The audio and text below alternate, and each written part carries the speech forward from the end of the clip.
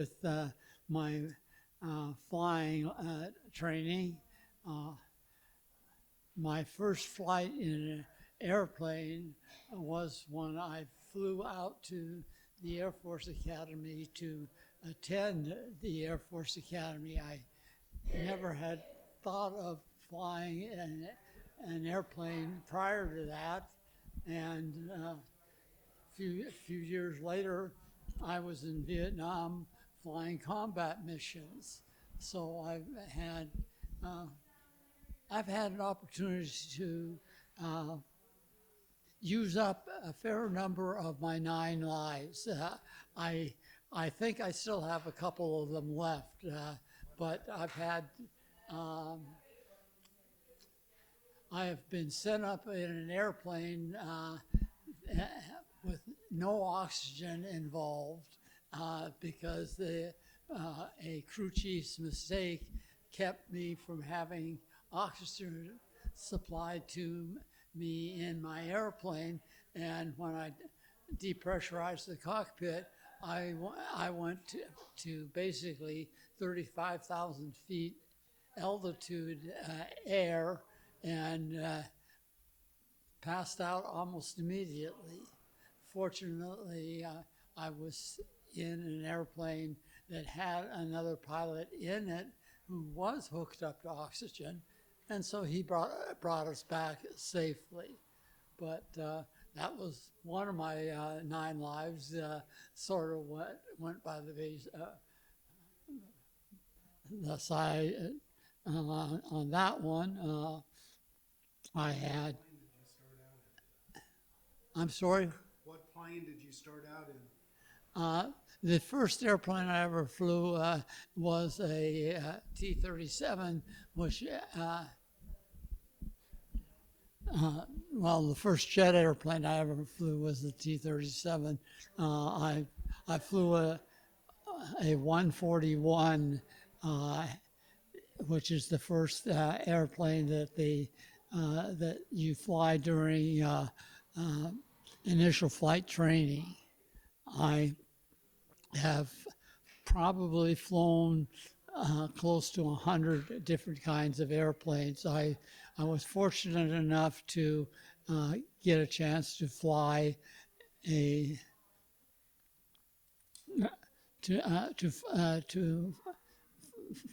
I'm a graduate of Air Force's test pilot school, and as a result, I've had the opportunity to fly a lot of different kinds of airplanes. They okay. Are we getting trained? Okay, we're good. So I have to admit that flying is a fun thing to do, but I never really thought about flying until I was in the Air Force and had an opportunity to get a chance to fly quite a few different types of airplanes. So you were flying the F-100 in Vietnam? Yes, I flew. I basically flew both the F-100 in Vietnam, both in the single-seat model and the two-seat model. The single-seat model is a standard F-100 configuration as a fighter jet, and I flew over 100 missions in that model as an attack aircraft, dropping munitions on various places. I also flew the two-seat F-100, which I flew as what is called a Misty pilot.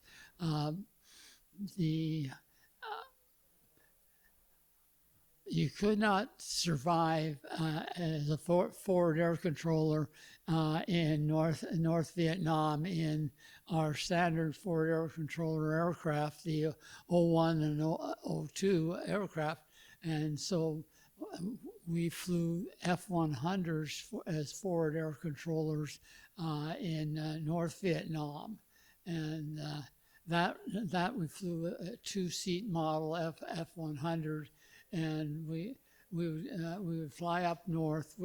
We'd take off from Phuket, fly up to North Vietnam, spend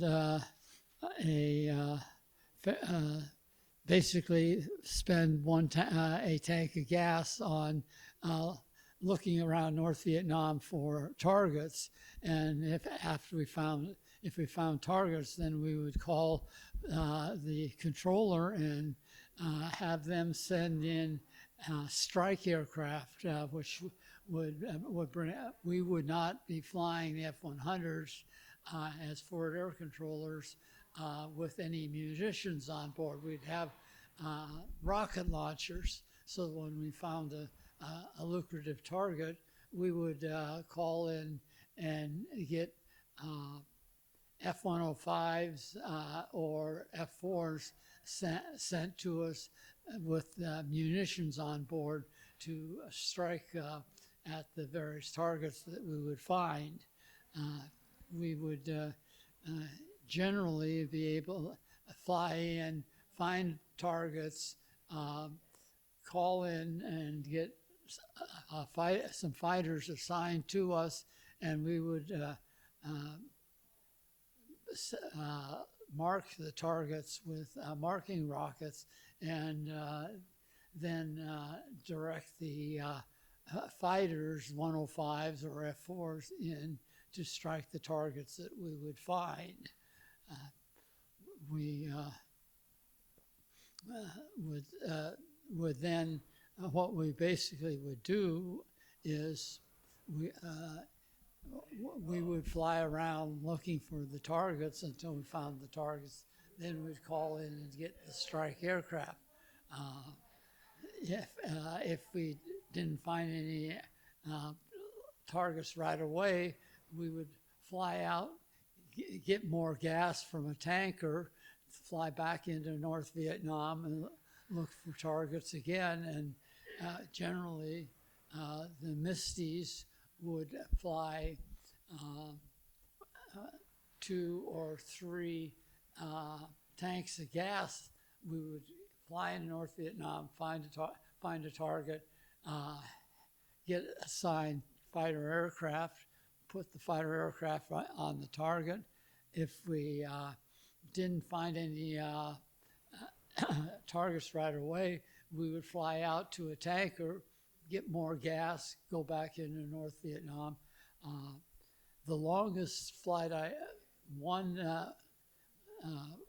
mission, we lost a Misty sortie, and we spent the rest of the day looking for that Misty, and later on, after the war was over, we were able to track back and figure out where that Misty was shot down, and we were able to discover it. But initially, we couldn't find them, and I spent 8 hours that day flying around North Vietnam, trying to find where that Misty aircraft went, and until after the war was over, we never knew what had ever happened to them. They just disappeared.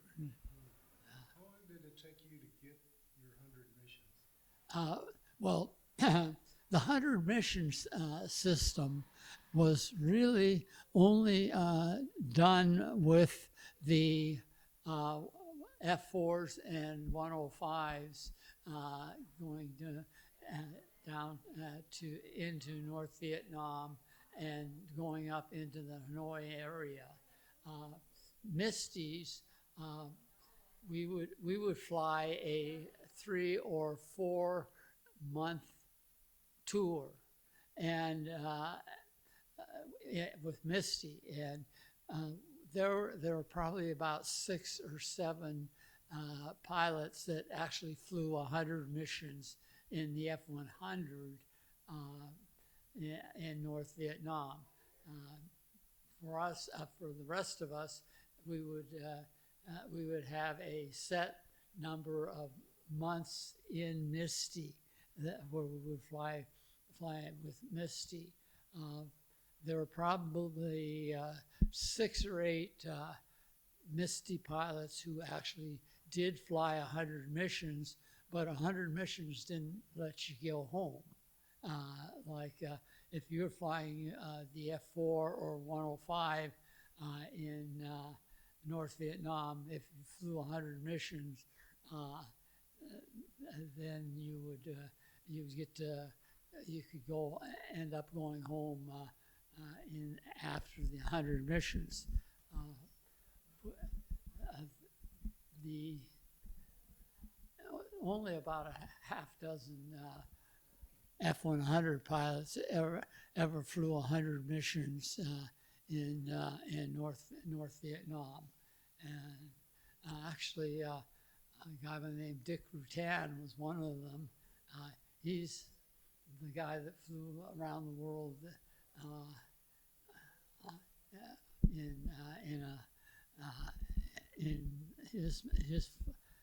during his flying. Tell us about flying with Chuck Yeager and your days at Edwards. Oh, okay. At Edwards Air Force Base, turns out I had 3 different assignments at Edwards Air Force Base. Turns out all 3 of the assignments were effectively assigned. I was flying from the test pilot school, and the first mission sorties I flew from the test pilot school. I flew as a student. The second and third missions that I flew from Edwards was with this as a an instructor, and that was somewhat interesting, but nothing as hairy as the flying directly as a pilot at that point. Tell us about that rocket assist flying. Oh, during the at the test pilot school, we was where we would fly up in what we call Zoom missions, where we take off and fly up to 35,000 feet, and we had several airplanes that actually had rocket boosted rockets that could boost you up to higher altitudes, and if we zoom, we call them zoom missions, where we'd be flying and we accelerate out to about Mach 2, and then we'd pull the nose up and go as high as we could. Initially, the first flights, we would just use the regular engine. Then we also had a couple airplanes that had been modified so that they had a rocket attached to the tail of the airplane. And on one of my missions, I accelerated out to about Mach 2, and then we would pull the nose up, and as we accelerated up into the air, we would be trying to go as high as we could, and oftentimes we could actually get over 100,000 feet. And we would be flying in a full pressure suit for those flights. And so on one of my full pressure suit flights, the airplane, as I pulled on a couple of the missions, we would try to zoom as high as we could, and basically we would want to be zooming at an angle of about 45 degrees, and if we did it right, we could get up to 100,000 feet. But for me, for one of my missions, I was as I was pulling up to accelerate to on one of the missions,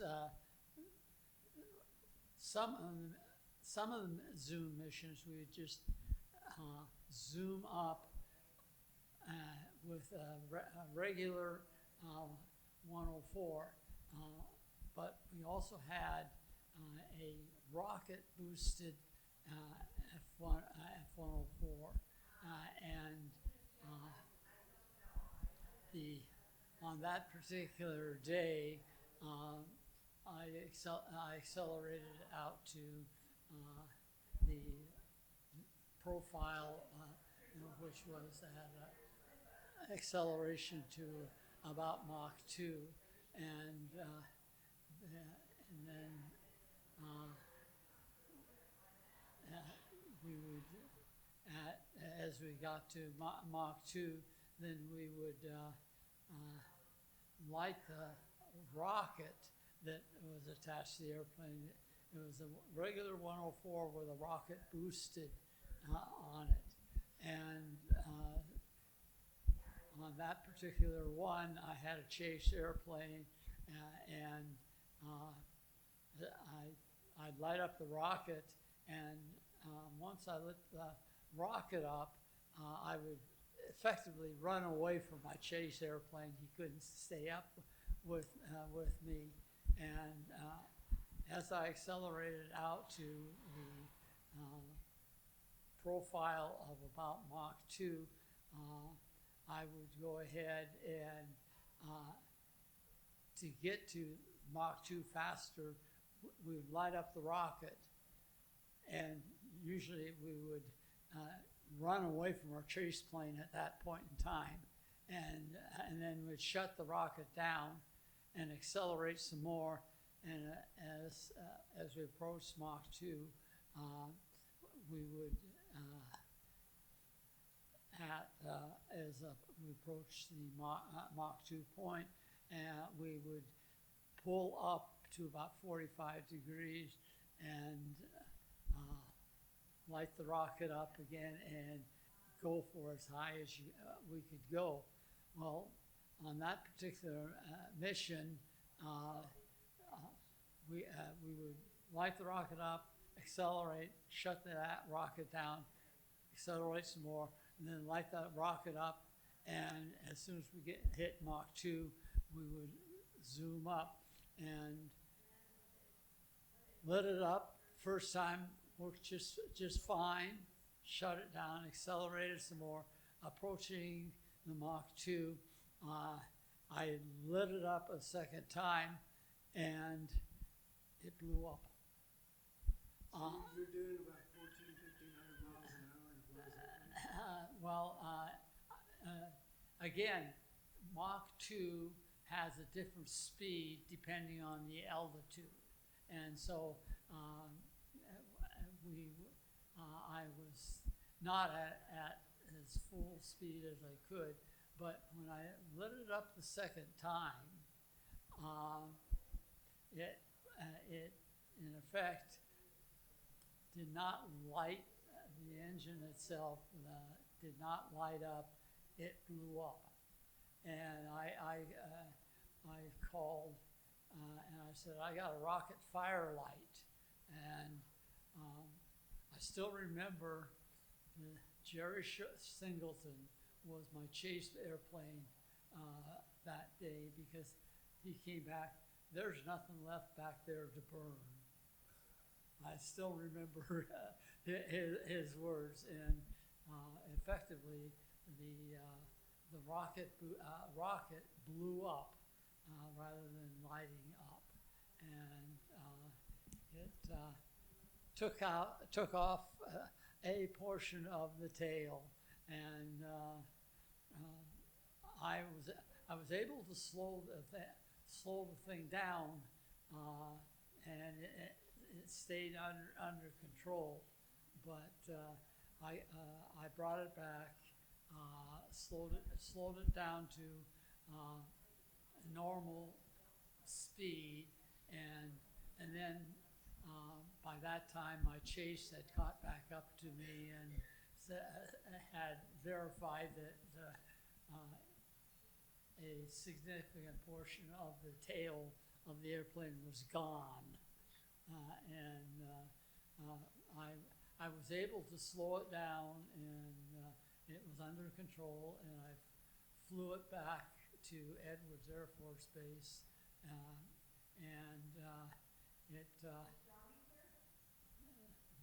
once I got it slowed down somewhat, it became much more controllable.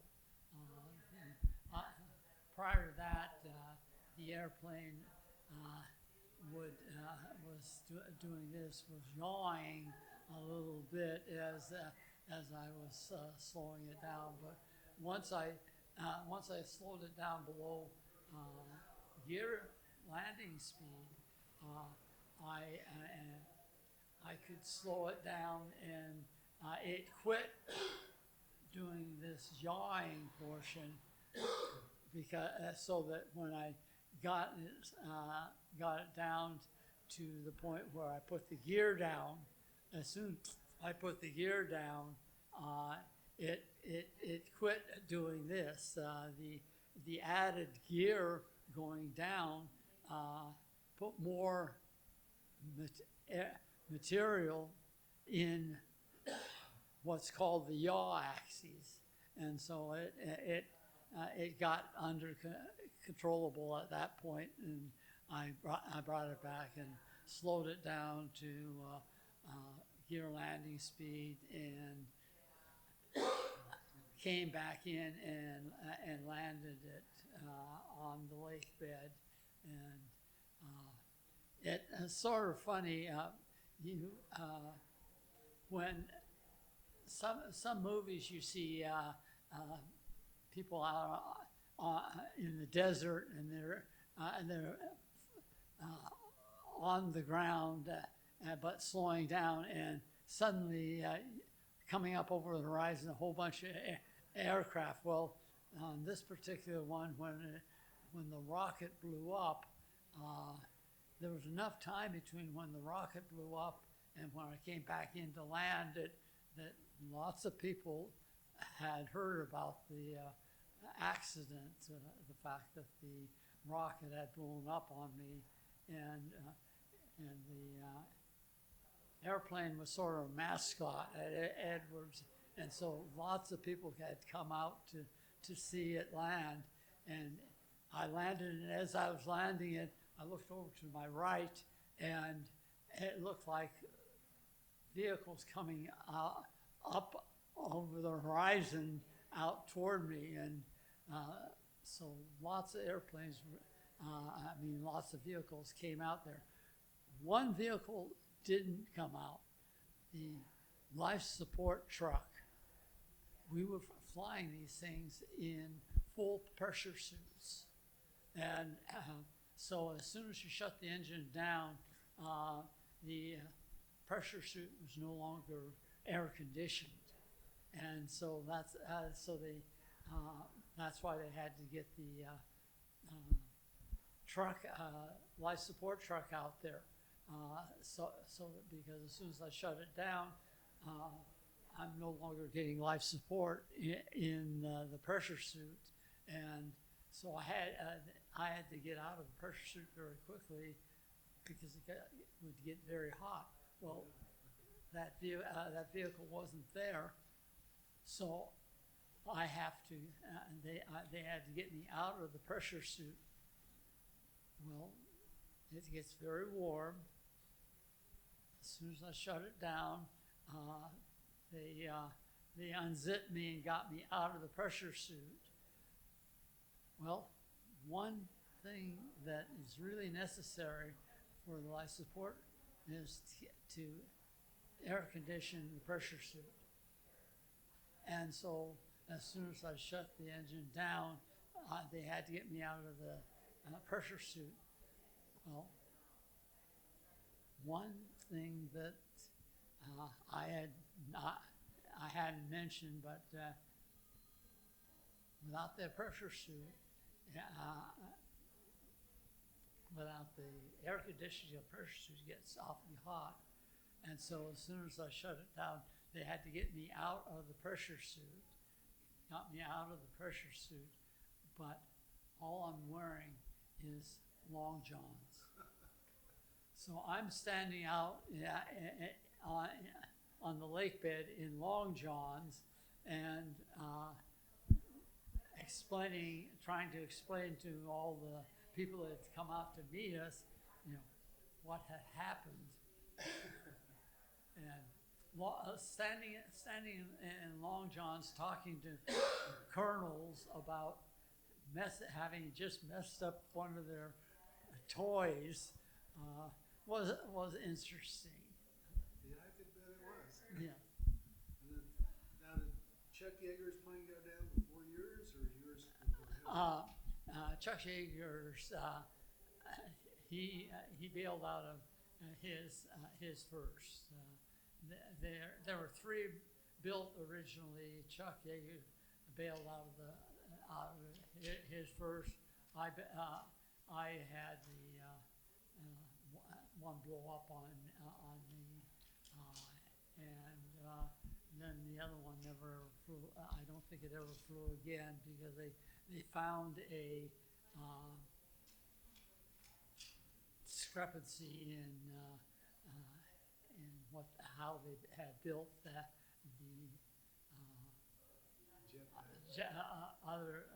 other one, and discovered that the ability for that airplane to blow up had been in the design ever since the beginning of they flew it.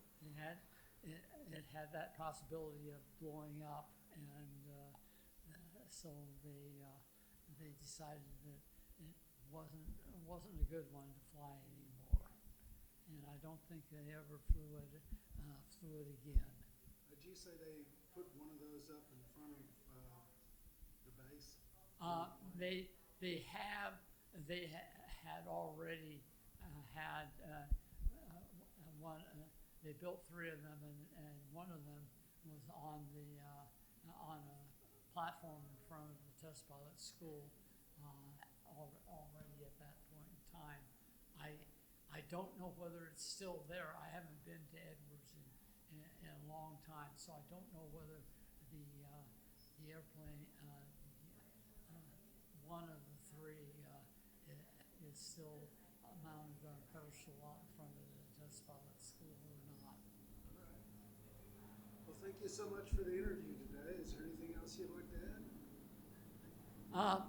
Just that I've used up quite a few of my 9 lives, but I hope I still have quite a few left to go. All right. Well, thank you so much for the interview today. You're welcome, and flying has always been fun, even when it gets very scary. Thanks so much.